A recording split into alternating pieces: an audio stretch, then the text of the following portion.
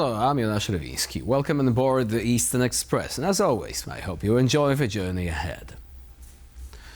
Russia's image as a reliable ally is a carefully cultivated illusion, one that tends to evaporate the moment its partners find themselves under real fire.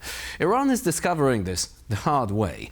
When pressure mounts, Moscow offers condolences, communiques, and calibrated outrage. In the Kremlin's hierarchy of priorities, Tehran is useful, but not vital. Ukraine is vital. Everything else is optional. China, for its part, has just lost a big chunk of its source of discounted energy and leverage over a diplomatically isolated partner. Despite rhetoric about an emerging anti-Western bloc, the Russia-Iran-China triangle is not a coherent alliance structure. And that's what we'll be covering today. So without further ado, let's take a look at our latest reports to find out more. The unfolding crises in Venezuela and Iran are testing the durability of the strategic partnership between China and Russia, as well as the broader shape of great power competition. With the January outset of Nicolas Maduro and the recent killing of Iran's supreme leader Ali Khamenei, Beijing and Moscow are confronting two simultaneous setbacks. Both China and Russia have condemned US actions in Venezuela and Iran, yet both have offered mainly diplomatic support rather than forceful countermeasures. For China, disruptions in oil shipments from Venezuela matter less in terms of total volumes, as Venezuelan crude accounted for only a small share of its imports in recent years. But they complicate a long-term strategy built on reliable access to discounted energy and deepening ties in the global south. Now, Beijing's refineries are increasingly turning to Russian crude, as relying on oil flows from Iran also became riskier. Moscow, for its part, must balance its own strategic priorities. With the war in Ukraine still central and sanctions biting, Russia's capacity or willingness to defend distant partners militarily appears limited, prompting some analysts to suggest it may seek accommodation rather than confrontation with Washington. The joint challenge for Russia and China is political as much as it is economic. Each has so far expressed solidarity, but neither has translated rhetoric into decisive action that would alter the dynamics on the ground, either in Venezuela or Iran. If the precarious situation drags on, especially in the Middle East, the Sino-Russian partnership could face increasing strains as their longtime partners come under attack.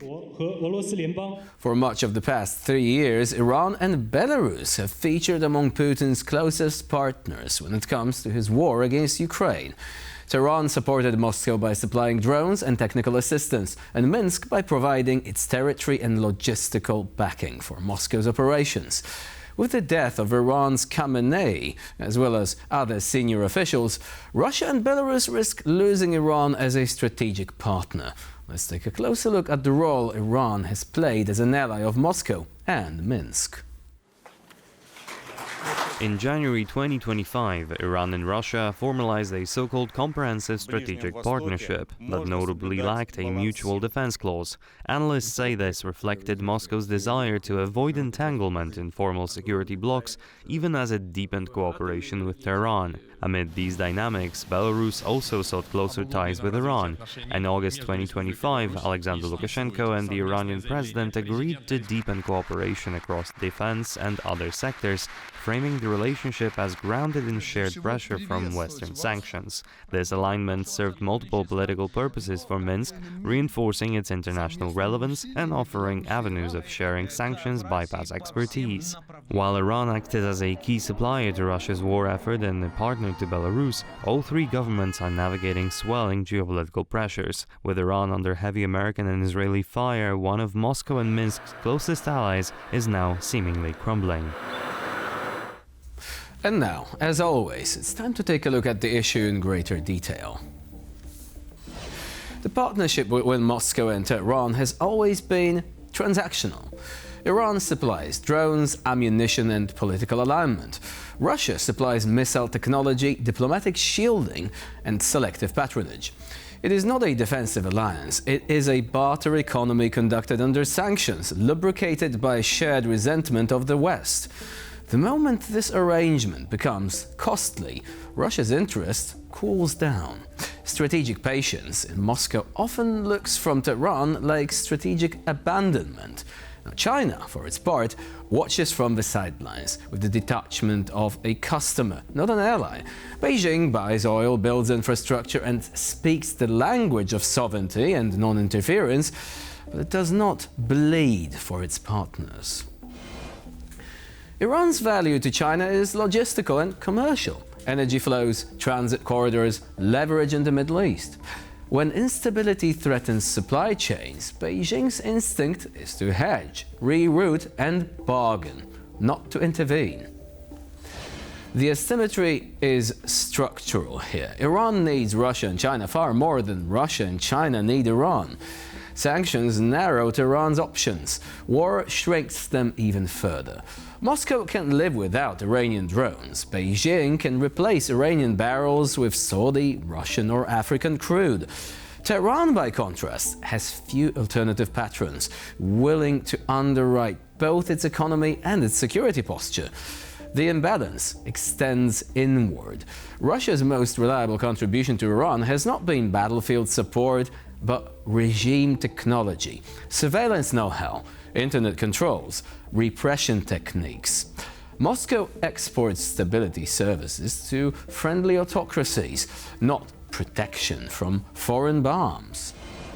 You see, Moscow is rather comfortable teaching regimes how to manage their own populations. It is far less interested in defending them from external force when that defense risks escalation with Washington. There is also a crude, pun intended, geopolitical calculation at work here. A reconciled post-sanctions Iran integrated into Western energy markets would be a strategic disaster for Russia. Every Iranian barrel flowing west is a Russian barrel displaced. From Moscow's perspective, Iran's isolation is not a problem to be solved, but a condition to be maintained. What Tehran is confronting is not betrayal, but reality. Great powers do not have allies, they have interests. Russia's interest is survival in Ukraine and leverage over Europe. China's interest is energy security and commercial advantage. Iran fits into both calculations until it doesn't. It is the normal operating system of power politics. In the short term, nothing fundamental changes. Moscow continues to ration support. Beijing continues to hedge. Tehran continues to absorb the costs of being the most exposed node in the triangle. The longer-term trajectory is more corrosive. Every crisis that elicits statements instead of material backing weakens the myth of reliable partnerships. And now here to shed more light on the issue is Dr. Joanna Siekiera, international lawyer at the Atlantic Council and adjunct professor at the Asia-Pacific Center for Security Studies in Honolulu. Hello and welcome to Eastern Express. I'm very happy to be here. So if the Iranians were counting on any sort of substantial support from China or Russia, they are likely to be disappointed, right? Yes, and I think we have really time to celebrate. We must remember that that was a regime, and the regime finally collapsed. There are many Persian people all over the globe celebrating this moment. And again, Iran was a close ally to both China and Russia. We must remember that between those countries, it was transferred with both arms and natural resources. So striking down Iran is one step further to spread freedom. And I'm very happy to discuss that today with you.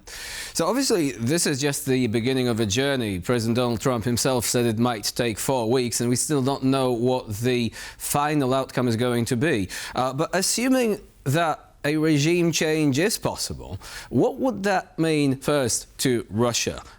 Would that mean that the Kremlin would really begin to wonder, okay, so how many allies do we actually have left? Yes, and as you pointed, the death of leader Khamenei, but also other leaders, is just the first step. We have to wait what Iranian people will do, how they will create their secular democratic country. So that is first warning to both China and Russia, because nobody would expect Islamic Republic of Iran to become democratic country. So this is the first warning for their own population. And second, if they are losing Iran, they have lost Venezuela, hopefully soon Cuba, I hope Cuba will be the next, then who they have left? North Korea. Well, North Korea definitely could be a bit more difficult there. But coming back to Iran itself, now, from a Russian perspective, why is Iran so valuable in this part of the world? And what have been, the interactions? Because some people are pointing out, okay, so this is going to be good news for Ukraine because of the Shaheds. Thing is, Russia no longer outsources these drones to Iran. They have actually begun manufacturing them on their own.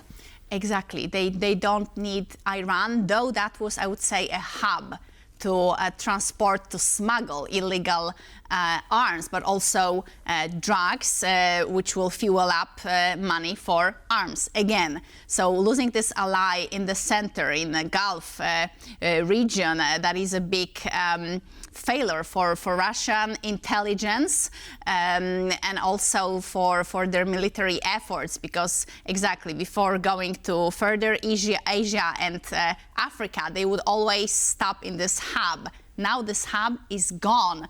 So what they can do, they can bypass, but then it takes more time and diplomatic effort. So I would say we, the Western civilization, finally are winning. I hope that Iranians will be able to build up a new country based on democratic values, because just to remind you guys that Venezuela, now what we have there now, those are still supporters of communism. So, okay, the regime is gone by Maduro, but maybe a new regime will be established. So we have to be very careful who will put the money. And if we talk about Russia, we must talk about China. Chinese influence, Chinese infrastructure, Chinese intelligence, espionage. So that's a big warning that good. I'm very happy that President Trump did that. He launched the Epic Fury operation. But what will be next? We cannot, also we as Poland, European Union, we cannot afford just letting them go before there won't be niche, and if there is a niche, China and Russia will use it. Well, before we consider, the Chinese influence, and the mutual interactions between these two regimes, coming back to Russia for a second, wouldn't an even slightly pro-Western new government in Iran be a real nightmare for Russia from the standpoint of the energy market? Because Russia might still be thinking, okay, at some point sanctions might be lifted and we could actually offer our gas to the European Union. Now, if Iran were to step onto this stage, things might be rather different, right? It will be, and again, it's all about the money. Iran is exactly 91.5 million people, a huge market, not used before. People who are highly educated, who are hardworking, and yes, they have resources. So finally, they can step into energy security market. They can offer their own conditions, but it also means that we can have them at our side, finally. And therefore, we can gather our democracy-loving nations against regimes like China and Russia, who are also... So paradoxically, it is. For Russia, Iran that is still actually hamstrung by sanctions is partially a good thing, because the energy market, with Iran, with all sanctions lifted, will be very different from Russian perspective. Now, coming back to China, because you've already mentioned that, would you say that in this case, the reaction is also likely to be rather muted? I mean, China wasn't even declaring any sort of substantial support for Iran. It has condemned what's going on in Iran right now, but is it likely to take any further action at all? I don't think so, because that will again show the visibility of American power, and they would not handle that. They would rather say that United States, they breached international law, that they act against the prohibition of interference in internal relations. They would rather use this card rather than comparing this to falls of a regime in Venezuela, because again, that would show some kind of green light to own people, their own allies, that, oh, if that happened in Tehran, what will be next? Because I'm sure there will be. Just we had January, we had Maduro, we have February, El Mancho, Mexican drug lord, now we have Al Khamenei. So what's going to be Not to mention Bashar al-Assad, who was gone even earlier than that. Now, there have been reports by Reuters that Iran was heavily involved in negotiations with China concerning the purchase of anti-ship missiles. Chinese manufactured, supersonic, would probably be a bit of a game changer, would allow Iran to strike back at the American fleet, which they do not have such a capacity to do right now. Do you think that perhaps this might have informed the decision about striking Iran now, just like, you know, the nuclear question, because the US might have calculated, okay, so if we allow this cooperation to go on further, Iran might be more difficult to pressure further down the line? Always, of course, the sooner the better. We must remember that also Israel is here highly involved, because this war was not US-Iran, but primarily Israel and Iran, and China supplying weapons. It will not only be dedicated towards Israel in Gaza war, but also in Yemen, for terrorist organization being Houthi, in Lebanon, strongest ally of Iran, with Hezbollah, Hamas.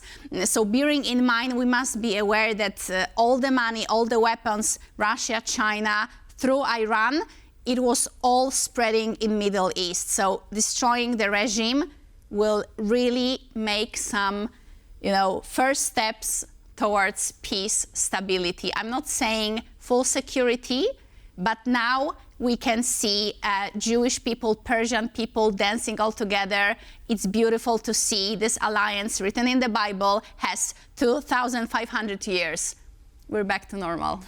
And one final question. What sort of reassurance would they need to get? Because some of them might be thinking, okay, so now the regime is wobbling, it could collapse, but what if it doesn't? What if we do not get all the help that we need, and literally any potential uprising could be drowned in blood? This happened in Iraq in the 90s, after all.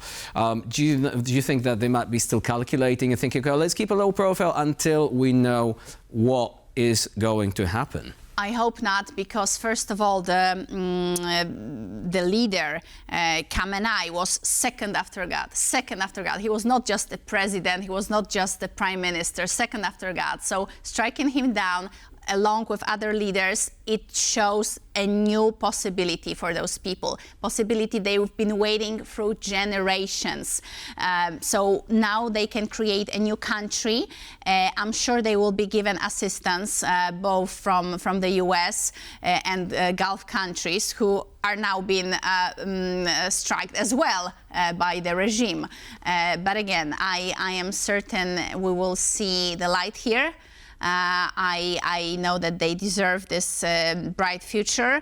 They have so much to offer, and last but not least, with freedom, with democracy of Iran, we will have another ally against Russia and China. And speaking of Russia and China, what if they try to meddle? Because they certainly don't want any other, any more democratic countries in the region. They would rather see the regime survive. Do you think they might be trying to derail these efforts in more subtle ways? Not military intervention, but other methods? Exactly. Non-kinetic war, sabotaging and economic dependence, they will, and I'm sure they have already been trying that.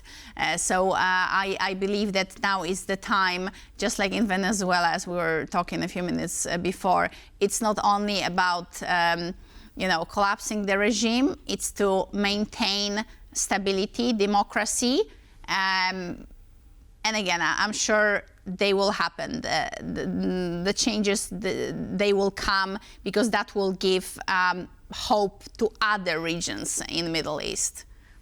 Dr. Joanna Siekiera was a guest today here on TVP World. Thank you very much for joining us and for sharing your insight. My pleasure, thank you. And now we're moving on to the Eastern News Flash, a curated selection of all the other stories from the East that you absolutely don't want to miss. Belgian troops, backed by France, have boarded and seized a tanker linked to Russia's shadow fleet in the North Sea. Belgian Defense Minister Theo Franken described the operation as a direct blow to Moscow's financing of the war.